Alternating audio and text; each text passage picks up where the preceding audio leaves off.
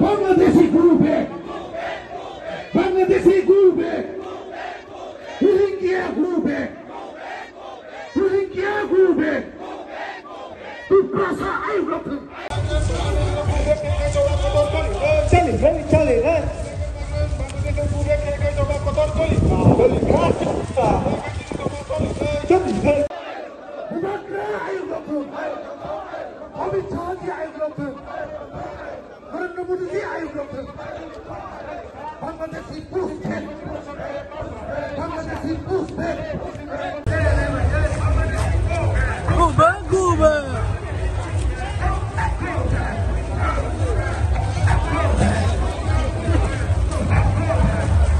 পতাকা নিয়ে আমরা আন্দোলন, কারণ আমাদের এই ইস্যুটা হচ্ছে জাতীয় ইস্যু। এই জাতীয় ইস্যুকে আমরা জাতীয় পতাকা নিয়ে আন্দোলন করব, রাজনৈতিক পতাকা দিয়ে নয়। আমাদের মহারাজা বলেছিল পয়লা জাতি ওলোপাতি, সেই জন্য আমাদের জাতিকে আজ রক্ষা করতে হবে পয়লা, তারপর পার্টি।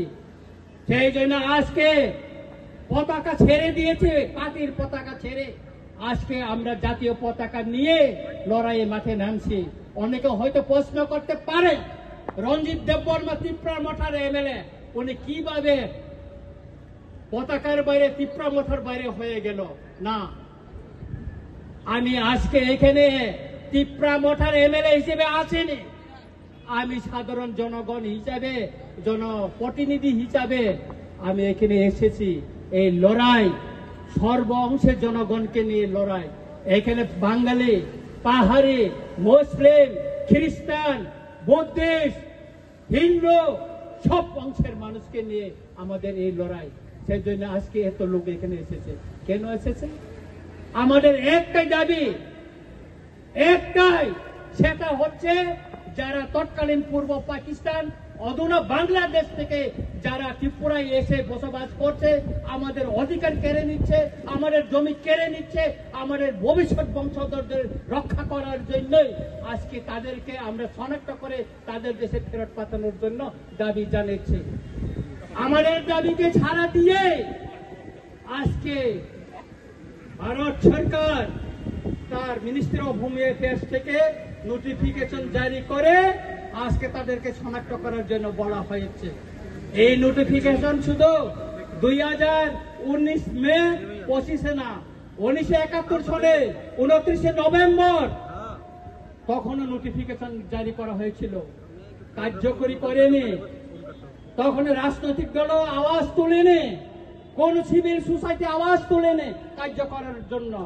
2017 বামফ্রন্ট শাসনে এই নোটিফিকেশন জারি করা হয়েছিল, কিন্তু তখন এটা লুকিয়ে রাখা হয়েছিল, কাউকে জানতে দেয়নি। তারপর 2021-এ এখানে বিজেপি এলএন সরকার আসার পরও 2021-এও নোটিফিকেশন জারি করা হয়েছে মিনিস্টার অফ হোম অ্যাফেয়ার্স থেকে, কিন্তু এটাকে লুকিয়ে রাখা হয়েছে। কিন্তু 2025 19 মে যে নোটিফিকেশনটা জারি করা হয়েছে তার কপি রঞ্জিত দেববর্মার কাছে এসে পৌঁছেছে। কেন? রঞ্জিত দেববর্মা চিঠি লিখেছে মিনিস্টার অফ হোম অ্যাফেয়ার্সকে, সেই জন্য এসেছে, সেই জন্য জনগণ জানতে পেরেছে এবং জনগণকে নিয়ে আমরা মাঠে নেমে পড়েছে। এই আন্দোলন যতদিন পর্যন্ত একজনও যদি ত্রিপুরা রাজ্যে, ভারতবর্ষে যদি অবৈধ অনুপ্রবেশকারী থাকে ততদিন চলবে। কারণ এই বেআইনি অনুপ্রবেশকারী আমাদের দেশের নিরাপত্তা, সার্বভৌমত্বের জন্য বড় একটা হুমকি। আপনারা জানতে পারছেন সে কাশ্মীরে পেহেলগামে অ্যাটাক হওয়ার পর কি অবস্থা ভারতবর্ষে, তারপরে ভারতের স্বরাষ্ট্র মন্ত্রণালয় এই পদক্ষেপ নিয়েছে। আপনারা জানেন সেই আমেরিকা থেকে অবৈধ অভিবাসীদের প্লেনে করে হাত পা বেঁধে সেই পাঞ্জাবে ফেলে দিয়ে গেছিল। কেন? কারণ এই অবৈধ অনুপ্রবেশকারীরা এটা দেশের হুমকি, দেশের নিরাপত্তার হুমকি, দেশের সার্বভৌমত্বের হুমকি। সুতরাং আমি সবাইকে অনুরোধ করব যে আজকে এই আন্দোলন, এই র্যালি কোন জনগোষ্ঠীর বিরুদ্ধে না, কোন জাতি ধর্মের বিরুদ্ধে না, এটা বেআইনি অনুপ্রবেশকারীদেরকে শনাক্ত করে তাদের দেশে পাঠানোর জন্য এবং কেন্দ্র সরকারের যে নির্দেশনা তাকে কার্যকরী করার জন্য এই আন্দোলন আগামী দিনে চলবে।